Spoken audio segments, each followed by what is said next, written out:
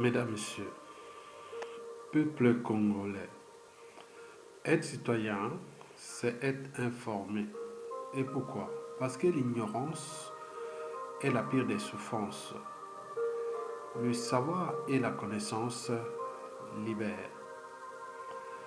Être citoyen, c'est d'agir en permanence. Et pourquoi? Parce qu'aucune cause n'est perdue d'avance. Et surtout quand elle est digne, juste, noble, légitime et voire civilisationnelle. Donc, seule la lutte libère. Sans lutte, il n'y a pas de dignité ni de la liberté d'un peuple. Sans lutte, il n'y a pas de justice rendue à un peuple. Sans lutte, il n'y a pas de progrès. Sans lutte, il n'y a pas de paix. Mesdames, Messieurs, peuple congolais, comment le dictateur Denis Sassou Nguesso provoque-t-il la perte du goût et de l'odorat des Congolais pour leur pays? Deuxième question, comment Denis Sassou Nguesso provoque-t-il le rhume, la toux, les maux de tête, le soufflement et la fatigue des Congolais? Mesdames, Messieurs, peuple congolais, pour expliquer tout cela, ce n'est pas sorcier. Ce sont bien sûr des syndromes. Et ces syndromes-là ont été constatés chez le coronavirus. Donc, Sassou Nguesso est un coronavirus congolais. Donc, nous allons donc traiter les questions posées en traitant les symptômes du coronavirus, qu'on appelle en biologie, oui, le coronavirus fait partie de la famille des coronaviridés. Mesdames, Messieurs, Denis Sassou Nguesso est notre coronavirus. Donc, il provoque la perte du goût et de l'odorat des Congolais pour leur pays. Denis Sassou Nguesso provoque le rhume, la toux, les maux de tête, le soufflement et la fatigue des Congolais. Ce sont les mêmes symptômes qu'on retrouve chez le coronavirus quand il agit dans notre corps. Et donc, à partir des symptômes du coronavirus, nous allons pouvoir vous expliquer comment le coronavirus provoque la perte du goût et de l'odorat, provoque le rhume, la toux, les maux de tête, l'essoufflement et la fatigue des patients ou des victimes du coronavirus. Nous allons ici entrer au cœur de la science et notamment dans la biomédecine. Suivez-moi, mesdames, messieurs, peuple congolais. Alors, pourquoi le dictateur Denis Sassou Nguesso provoque-t-il la perte de goût et de l'odorat des Congolais pour leur pays? C'est à peu près comme le coronavirus. Donc, autrement dit, comment le coronavirus provoque-t-il la perte de goût et de l'odorat des victimes du coronavirus? Vous savez que le coronavirus agit sur les récepteurs de l'odorat et du goût. Les récepteurs de l'odorat sont au niveau du nez ici, à l'intérieur du nez ici. On appelle ça des récepteurs sensitifs. Et du côté de l'odorat, ils sont situés aussi dans le palais. Donc ils captent les informations venant du goût et l'autre aussi de l'odorat. Donc ces informations-là sont transmises au deuxième cerveau. Donc ils partent des nerfs sensitifs qui sont là au niveau du nez et au niveau de la bouche.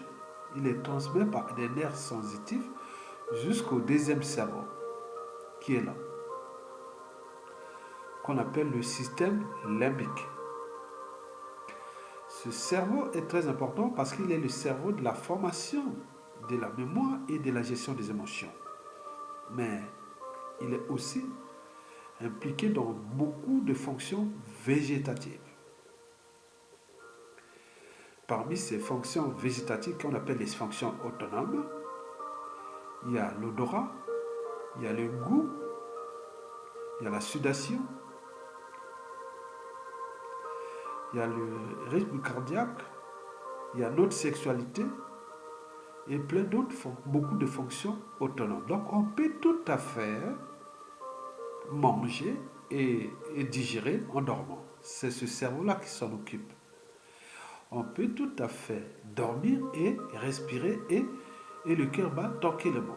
C'est à cause de ce cerveau-là qui est le régulateur de ça. Donc l'information vient de là, et transmise là-bas, analysée et puis remise là pour que nous ayons du goût et de l'odorat. Or, le coronavirus bloque ça, bloque l'information pour que ça aille là-bas. Donc il bloque ces récepteurs qui sont là et là.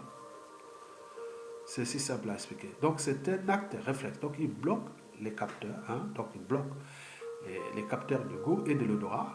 Et après, au lieu que l'information arrive au cerveau, le cerveau n'a plus cette information-là. Donc ça va à la milliseconde. Ça va, ça arrive là. Et là, au lieu que l'information arrive là, il n'y a plus d'information. Donc c'est le coronavirus qui est rentré là par la bouche ou par les nez qui a bloqué. On est d'accord? Très bien. Donc voici pour la première explication concernant le goût, la perte de goût et de l'odorat. Donc Sassou Nguesso c'est pareil. Sassou Nguesso est passé dans la bouche et les nez des Congolais.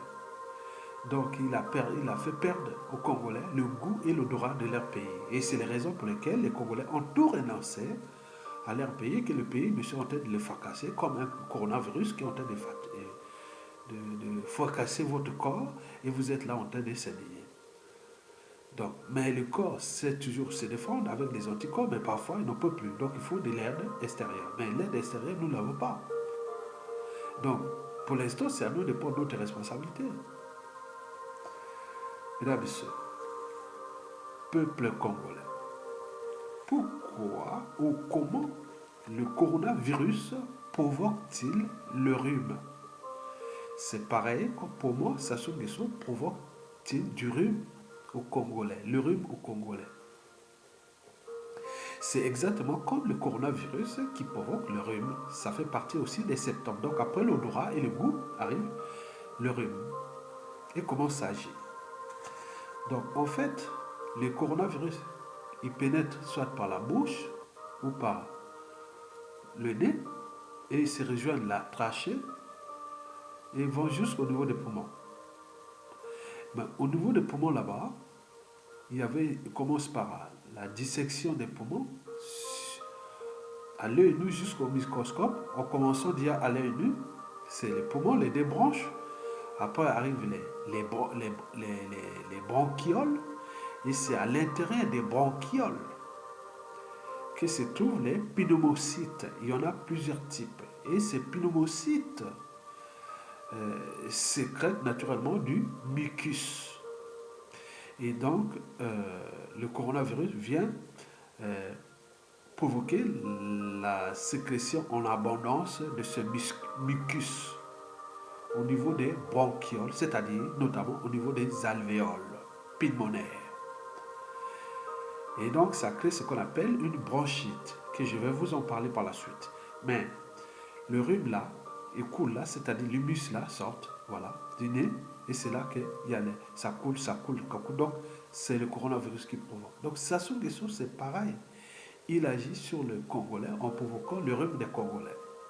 C'est pareil. Mesdames et messieurs, peuple congolais. Donc, l'odorat, la perte de l'odorat, la perte du goût et le rhume font partie des symptômes du coronavirus naturel et aussi du coronavirus congolais Denis Sassou Nguesso. Vous avez tout compris. Mesdames et messieurs, peuple congolais. Pourquoi Denis Sassou Nguesso provoque-t-il la toux aux Congolais? C'est comme le coronavirus. Ça fait partie des symptômes du coronavirus. Le coronavirus provoque de la toux. Alors, comment expliquer pourquoi on tousse? C'est pas sorcier, c'est un jeu d'enfant. En réalité, on tousse pourquoi? Naturellement, parce que les poumons. Prenez les poumons, il y a deux branches. À l'intérieur de ce poumon-là, vous avez des bronchioles qui fabriquent du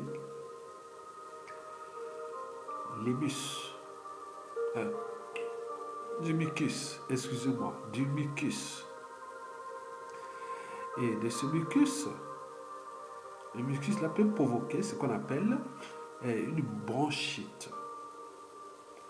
Et de cette bronchite qu'il y a par un réflexe, le réflexe de Hering-Heber, c'est-à-dire il permet d'éjecter parce que c'est une réaction normale. Donc vous pouvez faire ou tousser. C'est une réaction réflexe. En réalité, les alvéoles doivent être à sec pour que vous soyez bien. Mais quand ils sont remplis de mucus, ça crée la bronchite. Et par des réactions réflexes, soit vous toussez, soit vous faites externuer comme... Voilà, vous faites comme ça. Je suis un peu en rhume, moi aussi un petit peu, mais il n'y a pas de coronavirus, hein. C'est naturel, il n'y a rien. Je suis pas, j'ai pas. Donc, le mucus qui est là descend, il remplit les poumons aussi, c'est-à-dire les bronchioles, hein, remplit les bronchioles. Les bronchioles, c'est l'ensemble des alvéoles constituent ce qu'on appelle les bronchioles. Et là, ils sont remplis, alors qu'ils devaient être secs. Comme ils ne sont pas secs, et donc ça crée une bronchite. Et le corps a besoin pour respirer, pour être bien, il est obligé d'évacuer ça. Donc il y a soit par ces deux réflexes-là, c'est-à-dire le réflexe de tousser ou d'externuer. Vous avez tout compris. C'est pourquoi on tousse. Et donc, pour faire ça tout simple, c'est-à-dire quand le mucus est rempli, le mucus remplit les alvéoles, ils sont remplis et ces réactions réflexes, il faut évacuer ça, il faut évacuer. Mais on oublie aussi que bon, parfois il y a aussi des particules qui peuvent aller être au niveau des pneumocytes parce qu'ils ont des cils. Quand il y a des poussières qui rentrent aussi, ça peut créer ce réflexe qu'on appelle le réflexe des Hering-Heber. Donc vous êtes obligé de faire ce réflexe-là, c'est naturel. Donc il faut évacuer. Donc il ne faut pas garder. Donc c'est comme pour les asthmatiques ou les problèmes des graines de pollen qui rentrent là, qui rentrent là-bas à l'intérieur. Donc les cils là, pulmonaires là, évacuent ça. Les graines de pollen et tout ce qui est particulier. Vous avez tout compris. Merci beaucoup. Très bien. Donc la toux, c'est une réaction réflexe parce qu'il y a bronchite, parce que les alvéoles pulmonaires sont remplies de mucus. Par conséquent, le corps est obligé d'évacuer cet intrus, hein, ces symptômes-là par les réactions réflexes, c'est-à-dire tousser ou externuer. Vous avez tout compris. Donc, Sassou Nguesso, c'est pareil. Il provoque ça chez nous. Vous avez tout compris. Mesdames, Messieurs, peuple congolais, Pourquoi le dictateur Denis Sassou Nguesso provoque-t-il des maux de tête aux Congolais? C'est comme les coronavirus, c'est pareil, c'est le même symptôme. En effet, le cerveau est le plus grand consommateur d'oxygène. Le cerveau est le plus grand consommateur d'oxygène. Il est d'ailleurs le premier consommateur d'oxygène. Parce qu'il y a dans le cerveau, il y a plus de 110 milliards de cellules nerveuses. Donc 110 milliards de cellules nerveuses, il faut les alimenter en oxygène. Et donc, le cerveau privé d'oxygène, il y a hypoxie. Et donc, s'ensuit des maux de tête. Et au-delà, le coma ou la mort. Quand le cerveau manque d'oxygène, il s'ensuit ce qu'on appelle l'hypoxie, des maux de tête et puis le coma. Alors, comment le coronavirus provoque-t-il les maux de tête? Donc, pour expliquer, ça, c'est pas que sorcier. Cela veut dire que pour que le cerveau ait de l'oxygène, il faut dire qu'on leur amène l'oxygène. Le cerveau n'a pas de trou là où on peut amener l'oxygène. Ça passe par là ou là et ça rentre là par la voie ordinaire, c'est-à-dire le nez, la bouche, ça rejoint la trachée et de la trachée, ça passe au niveau des bronches, des bronchioles et arrivé au niveau des alvéoles pulmonaires, c'est là où va se passer les échanges gazeux respiratoires. Donc, l'air que nous respirons est composé de 78% d'azote et de 21% d'oxygène. Et 1%, ce sont des gaz rares, y compris les virus, les bactéries et tout compagnie. Vous avez tout compris.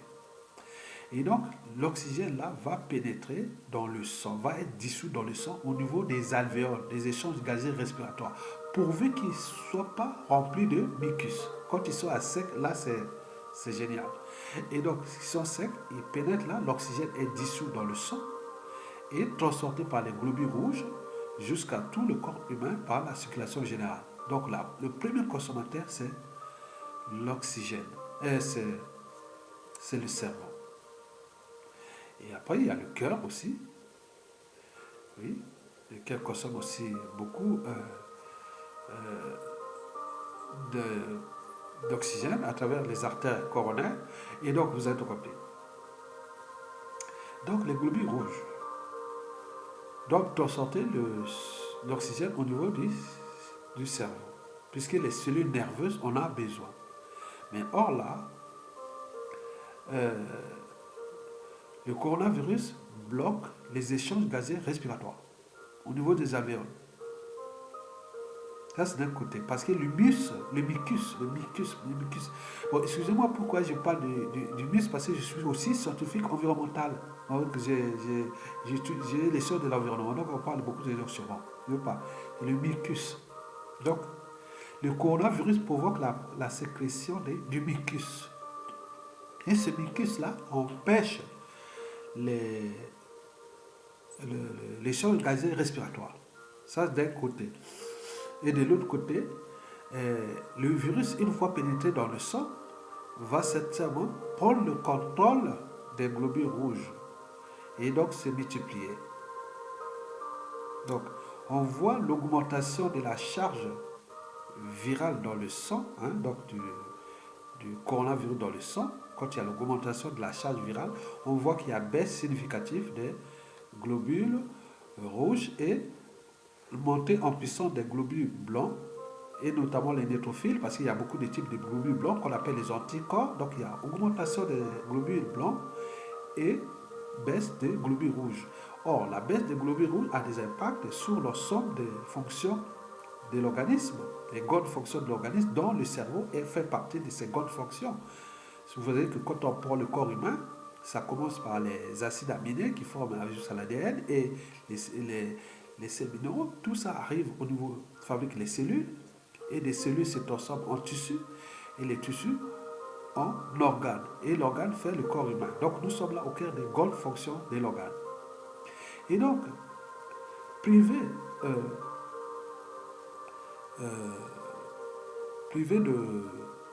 d'oxygène, donc il y a ce maux de tête. Et ces maux de tête-là, sont déjà les signes, ce sont des symptômes qu'il manque d'oxygène.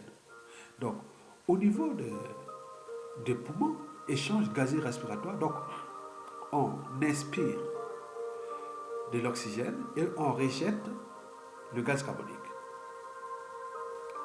Donc là, sort le gaz carbonique et rentre l'oxygène. Et ça va jusqu'au niveau des poumons. Arrivé au niveau des poumons, il faut échanger. Donc le gaz carbonique sort au niveau des alvéoles et vient jusque là, expiration. Inspiration, c'est l'oxygène qui va jusque là-bas et rentrer, dissous dans le sang et rentrer, aller au niveau des cellules. Là, les coronavirus vont bouffer les globules rouges. Donc diminution des globules rouges, donc perte des colporteurs d'oxygène. Donc, alors à ce moment-là, il manque donc d'où les maux de tête constatés. Vous avez tout compris? Mesdames et messieurs, SASU c'est pareil. SASU agit pareil. Donc, il agit comme le coronavirus, donc il nous empêche d'avoir l'oxygène nécessaire pour vivre dans ce pays. Et c'est les raisons pour lesquelles les Congolais ont des maux de tête. Mesdames et messieurs, peuple congolais, pourquoi le coronavirus provoque-t-il, ou Sassou Nguesso provoque-t-il l'essoufflement des Congolais? Et le coronavirus provoque l'essoufflement de ses patients. Bon. Dans les cas, on peut prendre aussi, il n'y a pas que le coronavirus, ça peut être aggravé pour ceux qui ont des problèmes qui fument beaucoup, qui fument beaucoup, il y a des problèmes, ils ont des problèmes asthmatiques, les problèmes aggravés par les problèmes de fumeurs, d'asthmatiques, d'obésité et surtout des maladies chroniques. Et n'oublions pas le facteur âge. Mesdames et messieurs, peuple congolais. Donc, nous allons voir pourquoi il y a essoufflement. Ce n'est pas sorcier. Donc, nous allons répartir toujours au niveau des alvéoles. C'est là où il y a le contact, les alvéoles sont là. Là, c'est le sang. Comment on peut expliquer ça? Bon, je vais trouver un... Bon, bref. Je n'ai pas de matériel là pour vous expliquer ça. C'est des explications. Si on avait une infographie, si nous fait ça, bon, on montre. Bon, donc, en fait, là, il y a là où s'arrête le poumon. Et là où commence le sang. Donc, les échanges gazés respiratoires se passent là, au niveau des alvéoles. Donc, l'ensemble des alvéoles forment les bronchioles.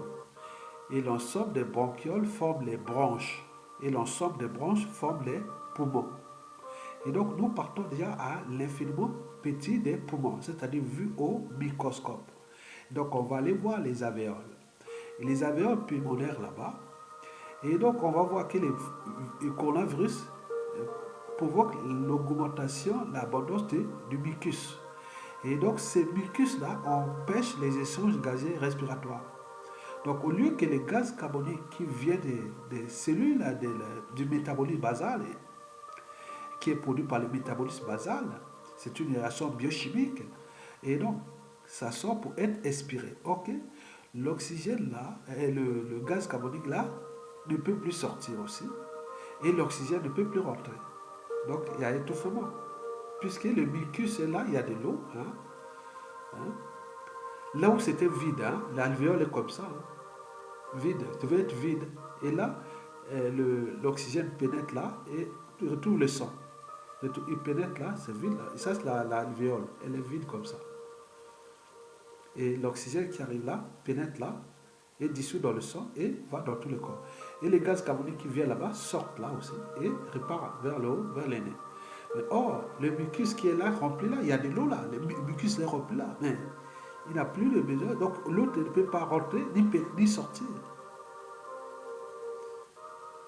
Et donc le virus, mais lui, il peut passer puisque dans le mucus, il peut aller fixer et rentrer. Donc s'il a ces mécanismes complexes, il rentre, il pénètre, il rentre dans le sang pour aller. Lui, le but est d'aller attaquer le sang. Lui, c'est le but du sang.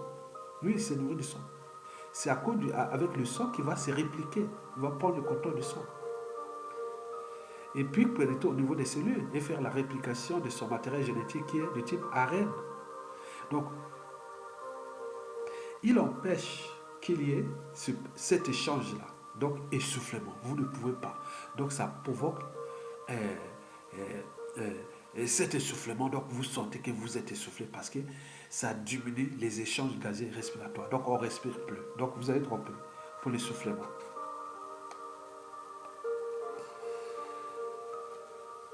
Mesdames, Messieurs, peuple congolais. Bon, j'en étais sur l'essoufflement. On va prendre le cas où comment ça se passe au niveau cellulaire. Parce qu'en réalité, notre respiration là ne se passe pas là, donc dans le poumon, c'est plus loin au niveau des cellules. Et nous avions des cellules déjà nerveuses. Pour les cellules nerveuses, il y a plus de 110 milliards de cellules nerveuses. Vous avez aussi les cellules musculaires qui soient lisses comme le cœur ou striées comme les cellules de tous les êtres, ou les cellules sanguines ou les cellules hépatiques. Donc vous avez plein de cellules qui sont là dans notre corps. Et donc, en réalité, comment ça se passe, l'essoufflement? Pourquoi il y a essoufflement? Donc, l'oxygène qui devait arriver au niveau des cellules pour faire la fameuse équation oxygène plus glucose égale, ça donne le CO2 qui va revenir des cellules monter par les veines caves, et pour le cerveau, ça descend par la veine jugulaire, la veine jugulaire. Pour nourrir le cerveau, c'est la carotide, les deux carotides, et pour ramener les déchets du cerveau, c'est les deux veines jugulaires. Et pour le reste du corps, ça monte par les veines caves. Très bien. Et donc, le glucose qui vient certainement des glucides, parce que nous mangeons du manioc, du riz, des pâtes, et tout ça, ce sont des glucides. Ça arrive au niveau des intestins. Pardon, excusez-moi, je suis un peu bon. Ça arrive au niveau des intestins. Donc là, le produit fini, c'est le glucose. Donc il va dans le foie. Le foie, en fonction de la demande énergétique de l'organisme, il y a les cellules qui peuvent stocker. Donc ça peut créer l'obésité ou libéré par le glucagon, c'est-à-dire que ça peut créer le diabète. Et donc, il y a une hormone qui est dans le cerveau qui s'appelle la somatostatine qui va réguler le taux de sucre dans le sang, c'est-à-dire la glycémie. Très bien. Mais ce glucose-là, s'il est libéré dans le sang, il va directement dans toutes les cellules de l'organisme. Et là-bas, il va rejoindre qui? L'oxygène. Et de cet oxygène-là, il va se passer cette réaction biochimique qu'on appelle la respiration cellulaire, connue de ceux qui font les spécialités de biologie cellulaire et moléculaire, biochimie. Et donc, ça va passer ce qu'on appelle le cycle de Krebs, des mécanismes complexes, avec des cofacteurs, des enzymes et tout compagnie qui arrivent jusqu'à aboutir à cette fameuse équation glucose plus oxygène en réaction aérobique. Et ça donne CO2 plus eau plus l'énergie. L'énergie là est transmise en calories. On appelle ça en ATP. Et c'est cette énergie qui nous permet d'être en forme. Et c'est cette réaction-là. Mais le problème qui se passe, c'est que dans le cas du coronavirus, c'est que l'oxygène, vous ne pouvez plus manger, vous aussi, vous ne pouvez plus manger, vous ne pouvez plus respirer. Donc il manque deux éléments, le glucose et l'oxygène. Donc cette réaction ne va pas se faire. Donc les cellules n'ont plus d'énergie. Donc c'est là où peut arriver la mort. L'essoufflement là est dangereux. Ça peut arriver la mort, puisque vous manquez l'oxygène et le glucose, puisque vous ne pouvez plus manger. Vous êtes malade. Manque d'appétit ou tout compagnie. Surtout quand vous ne pouvez plus manger, vous vous essoufflez. Donc vous ne pouvez plus manger. Donc qu'est-ce qu'il faut faire pour compenser ça? Donc il faut la réanimation au niveau de la bouche pour forcer que l'oxygène arrive au niveau des cellules. Et de l'autre, il faut faire des injections de glucose pour que les deux réactions ça va. Donc c'est pourquoi vous avez dans ces caissons de réanimation, vous avez l'injection d'oxygène. Et on voit l'oxygène, seulement c'est cette voie-là. On ne peut pas le faire par injection, c'est que par là. Et puis, le glucose, qu'on peut vous faire par injection, puis il faut qu'on voit que nous sommes là au cœur des grandes fonctions de l'organisme. Donc, il y a d'autres paramètres qu'il faut voir. l'encéphalogramme pour le cerveau, il faut voir le fonctionnement du cœur, les cardiogrammes, il faut voir aussi des côtés des reins, il faut voir tous ces paramètres. Est-ce qu'il a des problèmes asthmatiques, est-ce qu'il a des problèmes d'insuffisance rénale, est-ce qu'il y a l'obésité, est-ce qu'il y a le diabète et tout ça, ce sont des facteurs encore aggravants qui viennent compliquer. Donc nous sommes là au cœur des grandes fonctions de l'organisme. En réalité, quand je vois le corps humain, je vois ça comme un écosystème. Et donc nous sommes là, l'organisme est comme un écosystème. Donc toutes ces fonctions-là, c'est ceux qui font la réanimation. Donc il y a beaucoup de spécialités là, mais ce n'est pas que ça. Ce n'est pas que ces fonctions-là. Il faut voir l'immunologie, le sol, la charge, comment évolue la charge virale dans l'organisme. Il faut voir les problèmes des anticorps. Ça, c'est l'immunologie. Donc il y a le sang et le milieu intérieur. C'est pourquoi vous, c'était que j'ai enseigné au lycée, au pays là-bas, quand je vous faisais les cours de l'homéostase, le sang et le milieu intérieur en terminale. C'est tout ça qui rentre dans ces mécanismes complexes-là. Donc il y a la physique, la chimie, la biologie, la biochimie, il y a beaucoup de choses là dans notre corps. Donc vous avez tout compris. Donc, quand c'est normal, c'est etc. Donc comme le coronavirus empêche d'apporter les nutriments, c'est-à-dire l'oxygène et les gaz carboniques, donc c'est dangereux. Donc il faut passer par la voie artificielle. Mais si vous n'avez pas ces systèmes-là, vous êtes perdu. C'est dangereux. Donc je vais vite pour ne pas tarder un peu, voilà. Alors pourquoi le coronavirus provoque... Bon, le deuxième cas, bon, j'ai fait la réaction, hein, la réaction, c'est-à-dire pour faire la réaction dans l'essoufflement. Hein, donc, la fameuse équation métabolique, biochimique, est connue de tous ceux qui font la biochimie, ceux qui font la physiologie et autres. Donc, vous connaissez. Moi, au départ, en partant du Congo, j'étais option physiologie. Hein. En France, j'ai fait maintenant SVT, c'est-à-dire maîtrise sciences de la vie et de la terre. Donc, il y a le côté biologie, toutes les disciplines de la biologie, plus le côté de toutes les disciplines de la géologie. En plus, j'ai ajouté d'autres sciences au-dessus, bac plus 5, sur d'autres sciences qui touchent les sciences de l'environnement. C'est ce que nous appelons écosystème de développement durable, mais il y a beaucoup de mécanismes là qui sont plus complexes à l'intérieur, que je vous parlerai à un moment donné sur ce qui concerne les cycles de vie énergie-matière, l'exploitation des matières premières, la transformation, le transport, la consommation et les rejets dans l'environnement et les recyclages et tous ces cycles-là. Donc on mettait ça, les questions des normes, des labels, des réglementations, donc tout ça c'est complexe. Donc je reviens sur la biologie. Donc l'essoufflement est là. Donc le coronavirus, quand il a tout bloqué l'oxygène, donc vous pouvez manger, vous ne pouvez plus manger. Donc, d'un côté, bon, vous allez avoir faim. Bon, l'organisme va certainement pondre le stock d'énergie stockée sous forme de glucogène et de tout ce qui est stocké dans le foie. Mais ça ne va pas durer. Pour le gros, bon, il peut encore consommer ça jusqu'à un moment donné, mais il faut voir les fonctions rénales. Donc il y a beaucoup de paramètres. Donc c'est pourquoi dans les médecins de la réanimation, là, c'est vraiment décalé, hein, parce qu'ils contrôlent beaucoup de paramètres. Hein, les médecins de réanimation, là. Donc ils ont besoin du concours des infectologues, c'est-à-dire ceux qui ont étudié pour la bactériologie, c'est-à-dire virologie, bactériologie, tout ça, ou ils ont besoin aussi des gens qui étudient le sang, l'hématologie, l'immunologie. Ils ont besoin des pneumologues, ils ont besoin des gens qui étudient la cardiovasculaire, il y a aussi les neurologues, donc il y a toutes les spécialités là. Donc vous voyez que c'est compliqué. Et ces spécialités, au départ, c'est en biologie, on appelle ça neurophysiologiste, endocrinologue, biochimiste, et tout ça, vous connaissez. Très bien. Donc, l'essoufflement, c'est ce problème de l'oxygène qui manque et des nutriments qui manquent, c'est-à-dire l'oxygène et les gaz carboniques et le glucose qui manquent pour qu'il y ait la réaction métabolique. Donc, l'organisme, les cellules n'ont plus de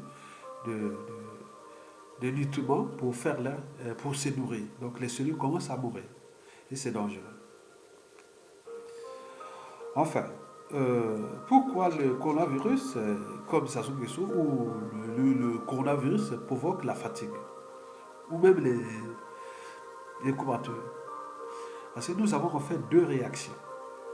Il y a la réaction aérobique, ou l'oxygène, gaz carbonique, glucose plus oxygène donne gaz carbonique plus l'eau plus l'énergie qui permet que les cellules soient enlevées. Quand vous prenez par un sportif, quand il fait beaucoup d'efforts, à un moment donné, il sent la fatigue. Pourquoi? Parce que quand l'oxygène se raréfie, donc c'est le glucose qui est présent dans le sang, et dans les cellules ou dans le sang, et lui, il va se transformer en acide lactique parce qu'il manque d'oxygène. D'où, pour les sportifs, on vous demande bon, il y a eu des dopages en érythropoïétine pour qu'il y ait beaucoup d'oxygène, c'est ça.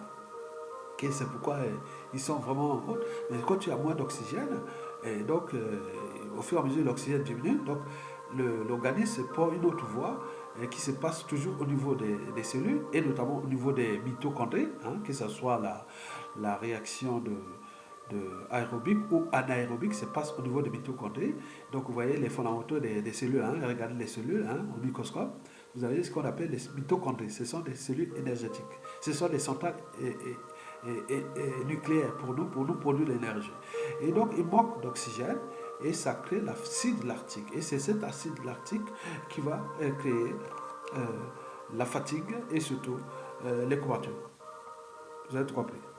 Mesdames et messieurs, peu de problème. Donc, voilà pour faire tout simple, le coronavirus passe par les nez et la bouche et fait perdre à nous le goût et l'odorat. Parce qu'il a bloqué les nerfs sensitifs qui amènent ces informations au niveau du cerveau. Deuxièmement, le rhume et l'essoufflement et tout, c'est les problèmes du mucus que le coronavirus provoque. Et c'est pas tout. Il y a aussi les échanges gazeux respiratoires, d'où le manque d'oxygène dans le sang et qui aussi est lié à la duplication ou la réplication du coronavirus qui attaque les globules rouges et ça diminue le volume de globules rouges dans le sang et donc ça peut créer d'un côté l'hypoxie et donc le cerveau n'a plus d'oxygène, il rentre il y a des maux de tête et puis il peut arriver au coma, ou surtout au niveau des cellules, parfois qui n'ont plus d'oxygène pour qu'il y ait la réaction aérobique, glucose plus oxygène, pour que ça donne du gaz carbonique que nous inspirons par le nez, et l'eau qui sort là, la vapeur d'eau, plus l'énergie qui permet aux cellules de vivre. Et cette énergie, on appelle ça en ATP. Ce sont des réactions biochimiques. Donc pour avoir ces notions-là, il faut faire beaucoup de physique, chimie, chimie organique, chimie minérale, et toute la biologie. Voilà, bref. Donc, et les spécialités connues, c'est qui touchent les neurosciences, c'est-à-dire les systèmes nerveux centraux, les systèmes neurovégétatifs ou les systèmes nerveux autonomes. Vous avez tout ce qui touche les poumons, les systèmes pulmonaires, le système cardiovasculaire avec toute sa régulation, les systèmes digestifs, les systèmes entéro-hépato-gastriques, vous avez le système rénal, vous avez l'immunologie, vous avez l'hématologie, vous avez la biologie cellulaire et moléculaire, là où se passe au niveau moléculaire, c'est-à-dire la biochimie.